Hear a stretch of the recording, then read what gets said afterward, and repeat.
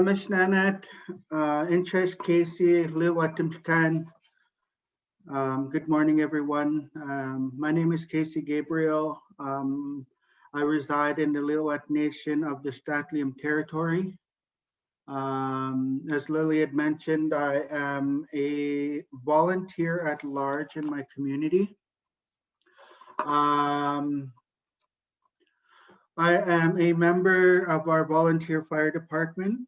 I am a certified first aid level 3 first aid attendant.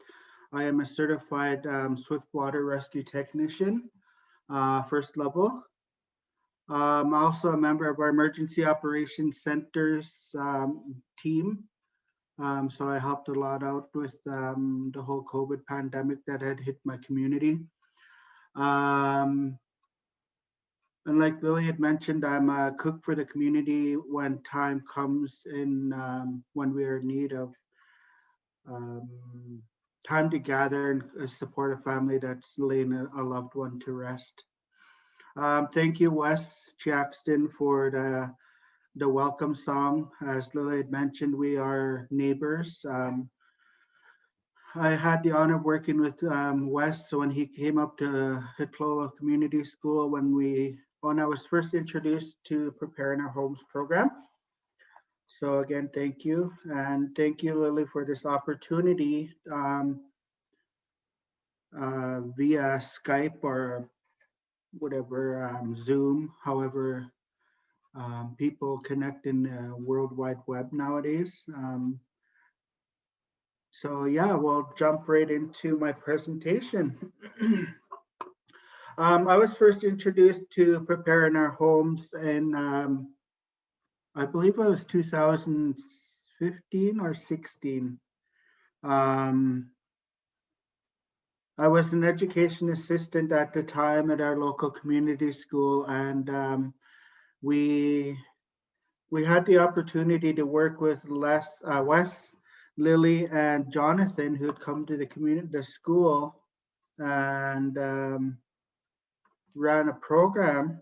Little did I know about it or what it was about, and my boss had asked me if I wanted to partake in this, and I'm like, sure, I'll see what it's all about. So I went into here, and here sparked my interest in emergency preparedness. Little did I know, I actually knew a lot about what was going on, and got, if not more involved, but just as involved as the youth did. We did a lot of planning. We talked about mapping, gap analysis, action. We kind of did an action plan. I did a Facebook consultation, I think after my first day or my second day, and I had asked the community, what is our biggest threat in the community, emergency wise? And I had a really good amount of feedback. I had some questions people had asked me, what are you talking about? And I had to get into specifics. And then that led to a lot of questions and thinking. We did a door-to-door notification. As everyone knows, it takes a community to better itself. This door-to-door communication that we had planned, we put together a little project. We wanted the kids to go door to door in one section of our community. And it was just, we had a paper saying, well, there's students at the school, we're doing a practice run if something was to ever happen in our community. This is how information would get out. And we just wanted to see how long it would take the kids to make it door to door in a certain area. And just like every other reserve in BC or across Canada, there's could be spread out houses, there could be dogs, or there could they could have a hard time to access the front door or something like that. So we got the kids to make note of what any obstacles that they had overcome. We did critical assets and services mapping. As you can see on the bottom of the slide here, there's on the table, we had a map of our upper community. I'll get into that, a little bit more detail into that. Next slide, please. Key elements we talked about in our course here. As you can see on here, there are many different things that we talked about. Community preparedness. We talked about what it would take to have our community as prepared as we would want it to be, or as prepared as it should be. That talking about that is our emergency operations center. Our school is the emergency operations center if anything was to happen. First aid course that I got BC ambulance to come in.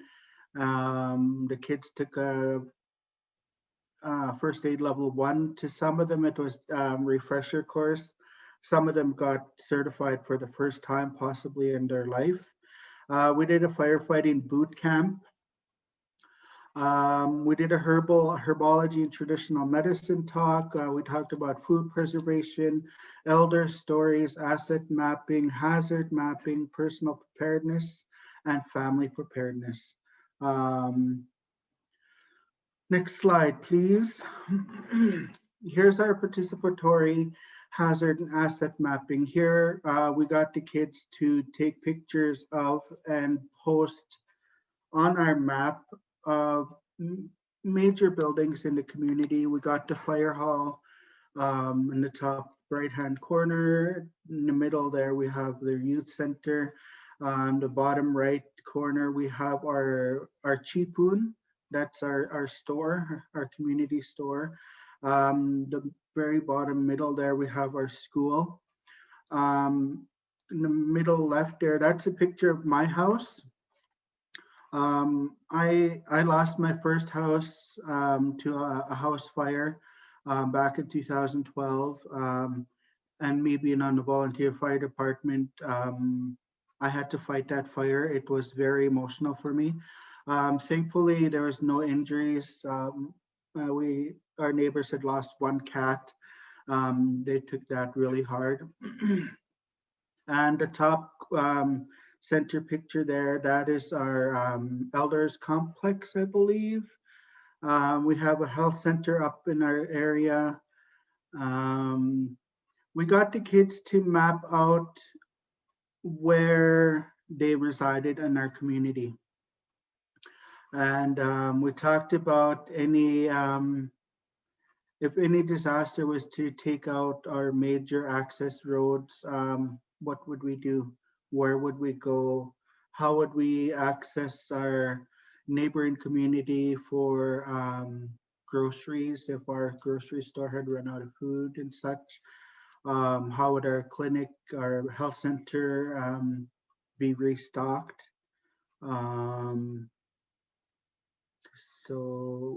We had a couple of students who came to our school but lived in different communities. Some of them had to take hour and 20-minute bus ride on a Forest Service road. So they were in a totally different boat, but had the same impact. So during the winter, the road becomes really treacherous. It becomes icy. It's not well taken care of. And sometimes when there's a flood, that road could possibly get washed out. I've known it to get washed out once in my lifetime. So we talked with those students about what could they do for their community? How could they help their community in doing something like this? So that opened their eyes, and I have not heard back from them or have not kept in contact with them about that. But thinking of that, I think I might get into contact with them. Next slide, please. Here's a picture of the youth, the students doing their labeling of where they resided and stuff.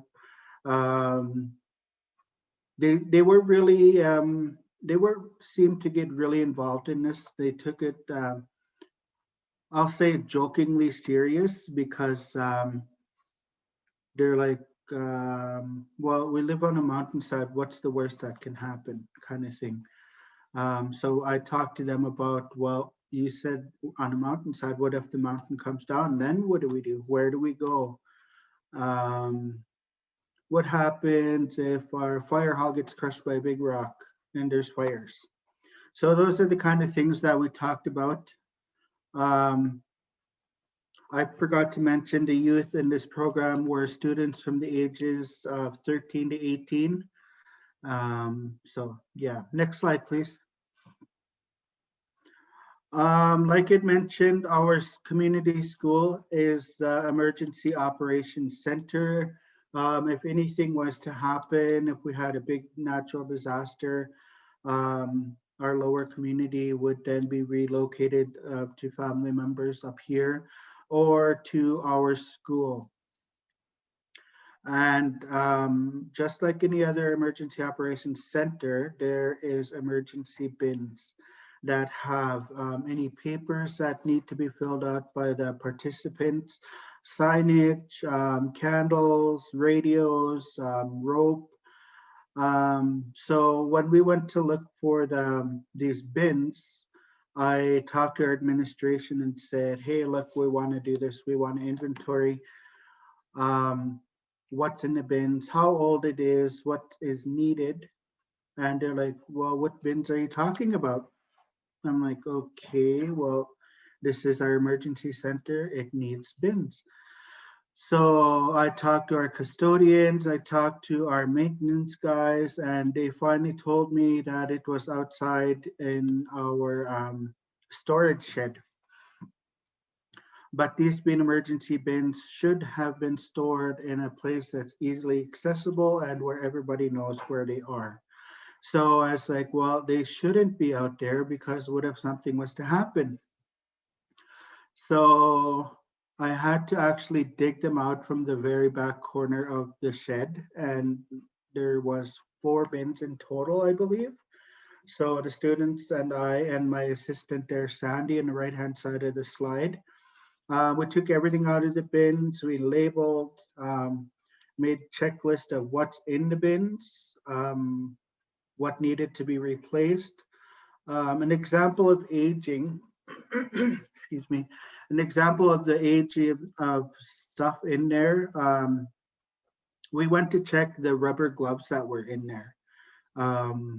And this was in 2017, 16, 17. And there's no date of when the bins were made, when they were brought to the school. But we opened the rubber gloves and tried to take out one glove, but the whole bundle came out because they were stuck together. That's how old the bins were. And so we made lists of what's in there, what is missing, or what we think should be in there, and it should have been added. Next slide.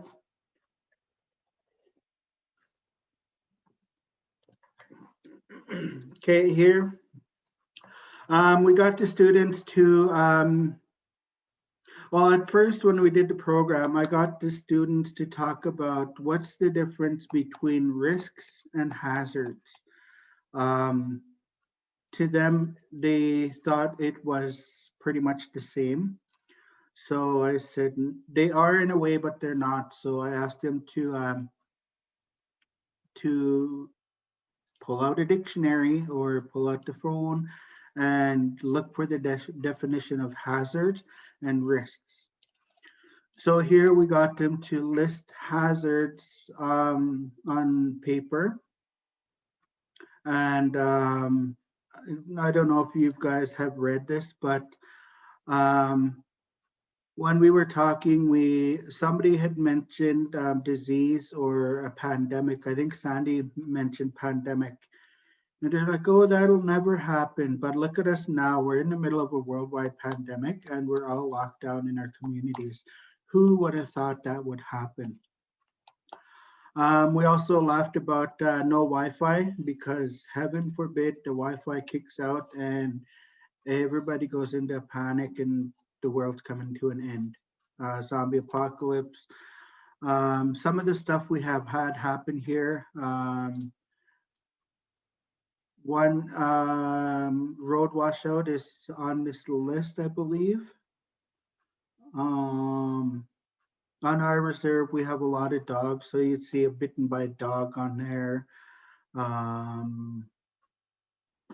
Power outages, like other places, we always have really horrendous winters. Well, we haven't in the last couple of years, but we have had gone without power for a couple of days, like other places as well. So yeah, this is just a couple of the lists that the students had made. Next slide. This is just all of the ideas thrown into one computerized list. The bigger ones were what was mentioned the most of the lists. Next slide. Here we got the students to list hazards in their how likely they are to happen around our area. And these were the top 5. Wildfire, floods, house fires, landslide, rock slide, and power outages. Also, no water, contaminated water, or drought. There's only one time I can recall that my community, upper community, has had no water due to a water pipe which had burst in along the pipeline area. So that's the only time I can recall that we had gone without water. Next slide.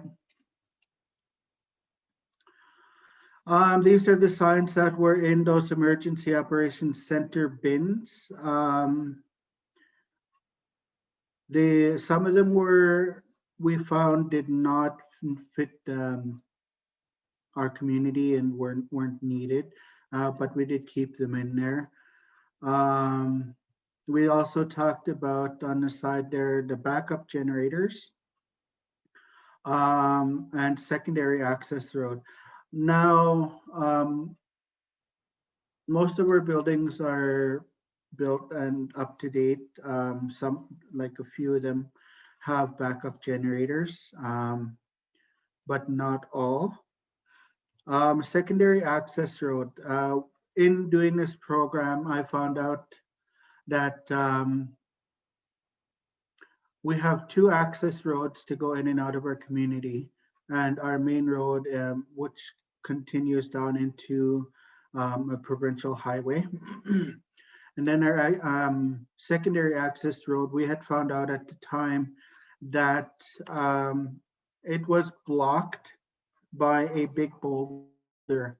And we thought that needed to be looked at. What were we to do if we needed to go to our neighboring community for any assistance?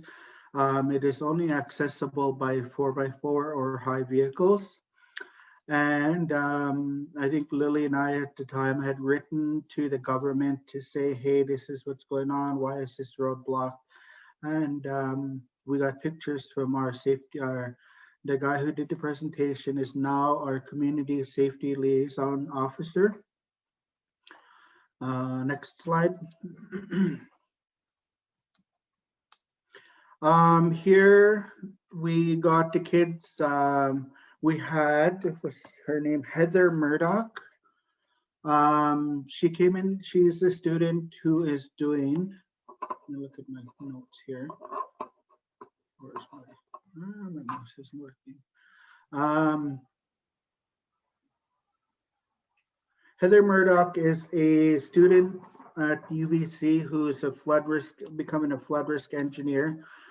She brought in this tabletop demonstration, um, and she allowed the kids to play with it, see what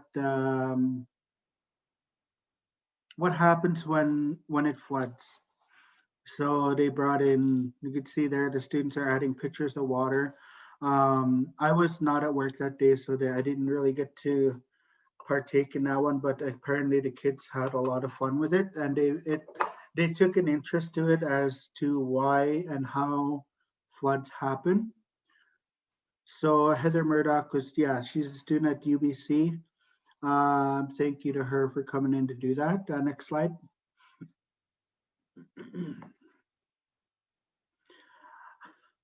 We did fire safety boot camp, as you can see here. In the middle of in our school, we have what they call super courses, and it allows high school students to choose different activities that they want to do for a week. And we did a fire safety boot camp. There's some additional students in here. Excuse me. The students, they got to experience what it was like to don and doff turnout gear, and they had a lot of fun with it, and they really enjoyed it. And you can see in the center of the picture there, the young girl with a certificate. She, First Nations Emergency Services Society, has their annual coloring contest or poster contest, and she had won for our school that year. And our guys from Finesse there, they brought the certificate. The students went over in front of the whole lunchroom and made the presentation, and the kids really enjoyed it. During the boot camp, our local fire department, along with our neighboring fire department of Pemberton,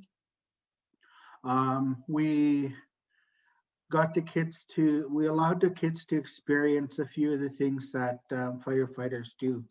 For an example, they dragged a fully charged line, or they connected an unconnected hose from the fire hydrant. And Pemberton Fire Department had come in and showed the differences, explained the differences of the different types of fire extinguishers. And they brought in materials to burn and allowed the kids to put them out with the different kinds of extinguishers. So they really enjoyed that. Next slide. Here's pictures of the first aid program. They did CPR. Because the class at the time was so big, they had to take turns and do it in different groups. But everyone was successful.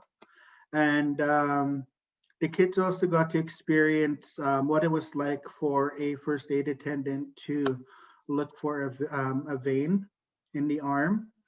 And they had a mock arm where the kid would look for try to get the vein to become available. Poke the needle in, withdraw blood, or add the IV. And as well as then when they brought the ambulance in, they brought an ambulance in for the kids to look at, to see what was where in the ambulance. They got to play with the lights, got to play with the sirens, got to get other students on and off the beds inside, or use the stair dolly. Next slide. Oh, I'm at the end already. I am, but I'm not.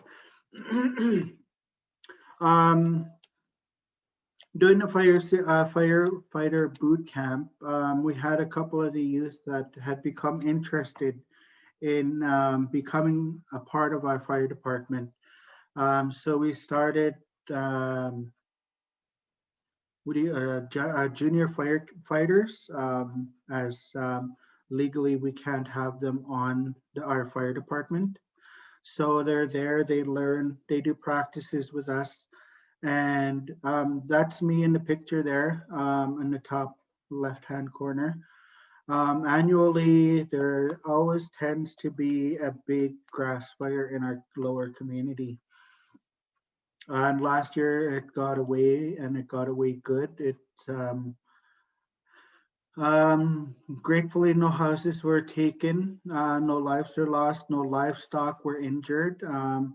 But now our fire department, alongside of wildland firefighters in our area, alongside with Pemberton Fire Department, our neighboring communities fire department, we fought the battle, the blaze, to make sure no houses were lost, no lives were lost, no animals were injured.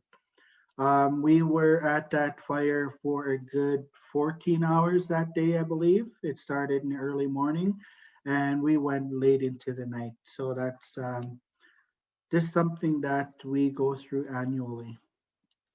I'm now the youth coordinator for our youth center in our community. Our youth center is just over 2 years old. I've been on for 18 months. I was up full swing, had kids coming in, going and whatever, and my youth were the age ranging from 13 to I was saying 30. But when the pandemic hit, it shut down in March 17th last year, and I needed ways to connect with the youth. So I was doing online shows, videos of arts and crafts. I was doing medicine bags or medicine pouches, dream catchers, rattles, how to make drums. So those are just a few of the examples of things I was doing online. I did a couple of cooking shows because the kids always love my cooking. My dinner's always better than what they get at home. And baking. I always try and bake for my youth. They always look forward to coming in and getting some fresh baking when they are here. So yeah. Hi, Casey. It's Steve Elliott with Samaritans First Canada. It's great work that you've done with the youth there. It's I really hope that you can migrate the training you've done there to other communities as well, to other youth throughout the BC Lower Mainland and BC itself. Are you also taking the kids through an exercise regime besides just all the training that you're doing? You walk them through those hazards that were identified and actually have them sit down and walk through how they might be able to handle a situation like that? Yes, yes, I have.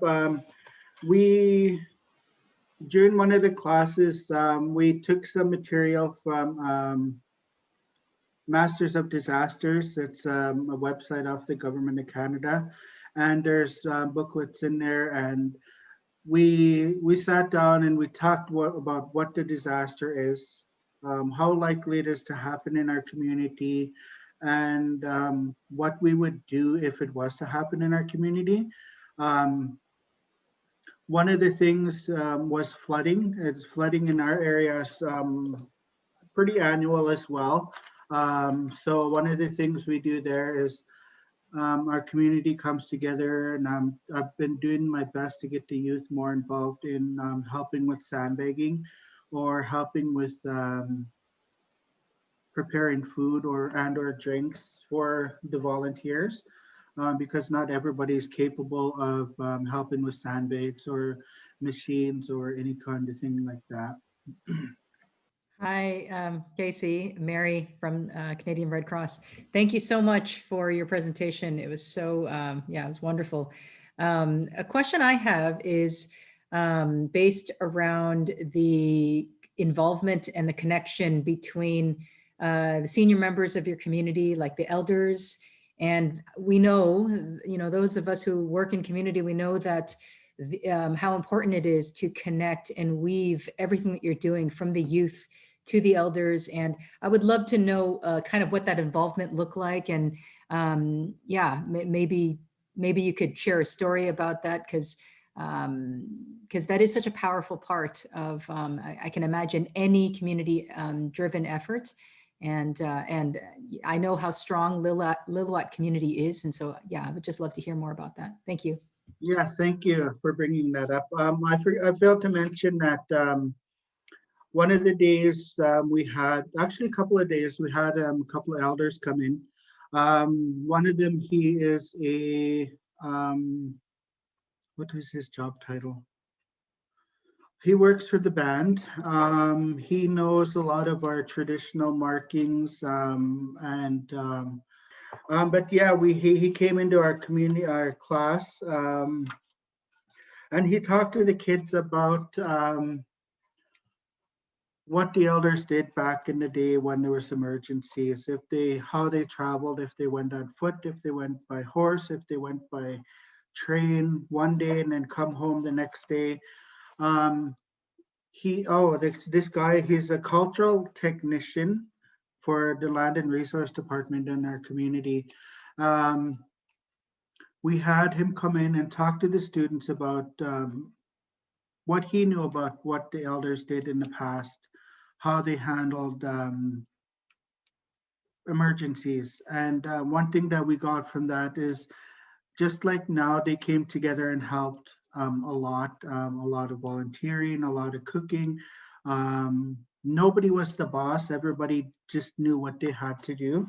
So they were all just going their own way, doing their own thing, but just making sure that it was done properly and safely as possible. So I hope that has answered your question. Thank you, Casey. I just mentioned that we had a couple of Devin McDonald and Hallie Healy come from Emergency Management BC. They came in and they observed one of my classes, and they were blown away by what we were doing. And they said that our community was by far way ahead of a lot of other places that are doing what we're doing. And at the pace we were going, they really enjoyed it.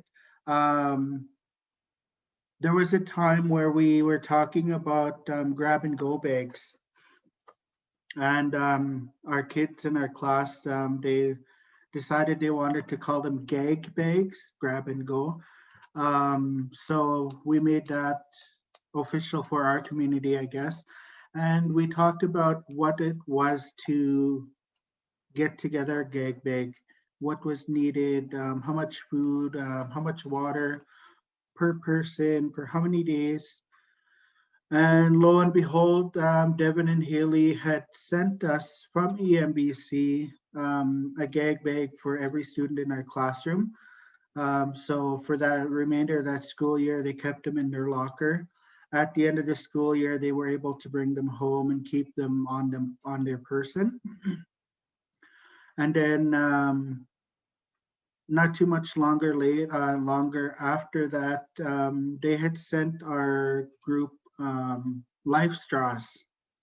So due to flooding and everything, our water could have been contaminated or could have been needed filtering. So they gave us some life straws, enough for everyone in our class, including myself and my co-worker Sandy. So we all got a life straw as well.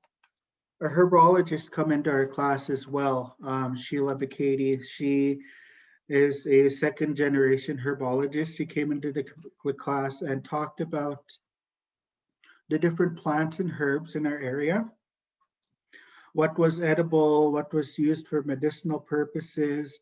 And she brought in samples for the kids to look at, for the kids to feel and smell, and described them and said, this is what could be used for this, this is what could be used for that, and how it's the medicinal purposes, or if there's a certain way to prepare it for a medicinal purpose. and the kids really enjoyed that. And through that, that part of it, we got, I can't even see it. It's called the Gifts of the Land. It's a Elliott Botanical Resources. Every kid in our group got a copy of that, so they have that on their person.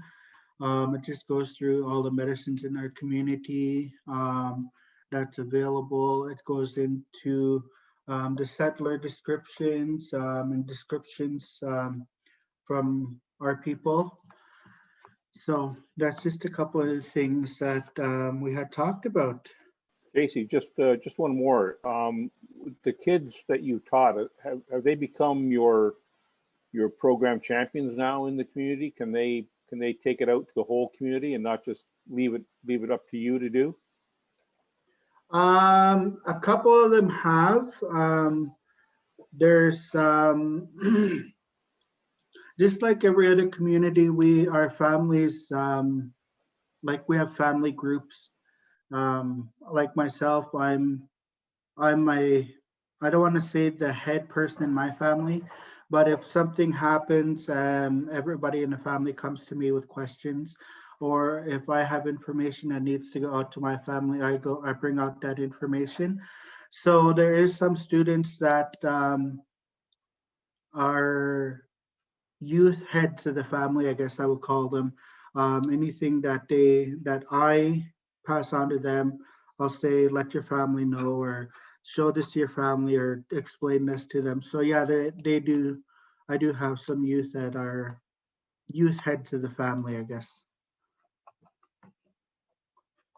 If you talked about if wildfires happen and people have to move, how that might happen.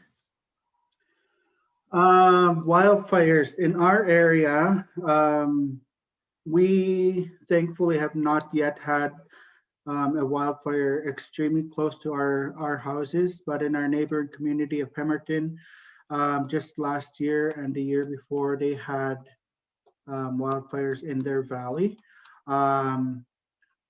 We have wildland firefighters based out of our community, so they were there, shipped to Pemberton. It's 15 kilometers away. They also attempted a junior wildfire fighter program, which was unsuccessful. There was not enough youth that were interested in that. But just like every other disaster, we talk about how prepared are you? Do you have things that in your house that you can just grab and take right now instead of running around your house trying to grab everything? So yeah, it's something that we talk about to be prepared for. Thank you for that. Thank you, Lily, Casey, and Wes. This has been just fabulous, and I really appreciate the opportunity to be part of it. I'm a settler from Simon Fraser University area, and I work in the Earth Science department, and we work with teachers or students who are going to become teachers. And I love this model for engaging youth in learning about the natural hazards in their areas. And I just wonder, Casey and Lily, maybe you can comment too, how much you work with the schools in the communities to drive this and to enhance it, so that if you do it in 1 year, it's embedded in what they do year after year in the schools. I did a community presentation when I was doing this program.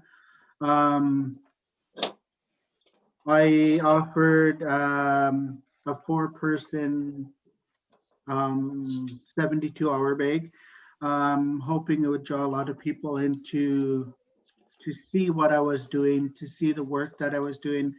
And I had a total of 5 people come in to watch my presentation and to eat a meal that we had prepared and offered out. But after that presentation, I did a couple of online Facebook live feeds. Just personally, this is what I have in my gag bag.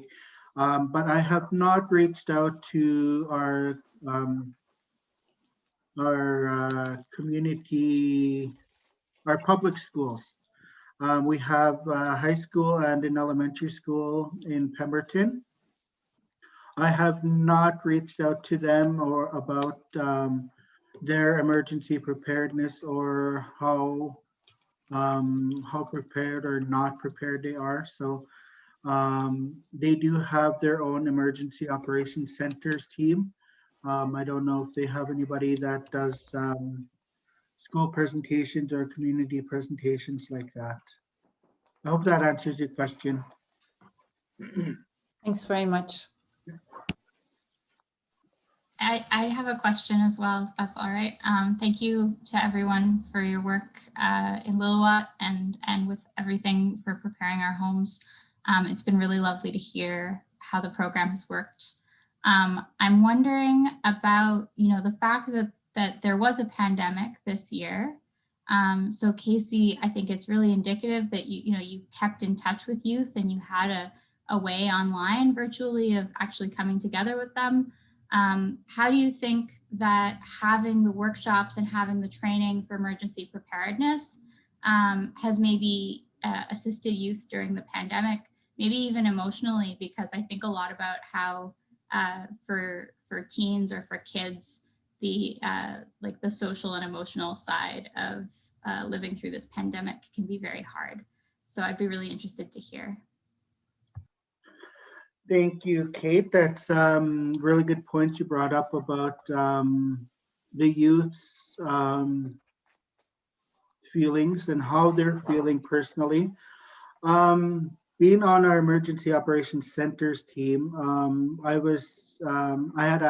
have access to multiple organizations where people are able to reach out to if they need any kind of help or anybody to talk to.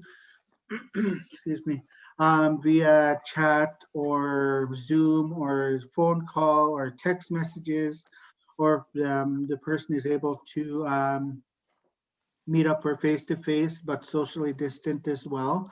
I honestly had 3 youth that I kept in contact with up to date since the pandemic has started, and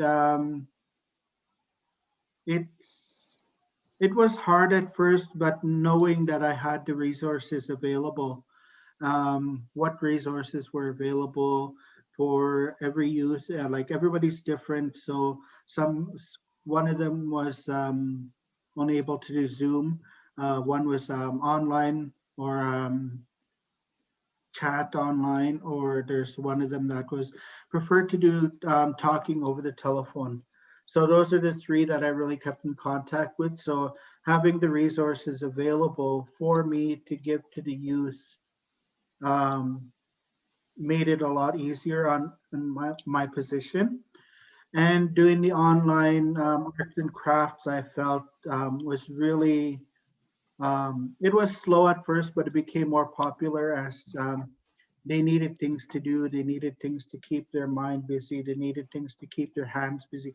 It's like me, while I'm sitting here talking, I have a little gadget. It's like a little fidget toy.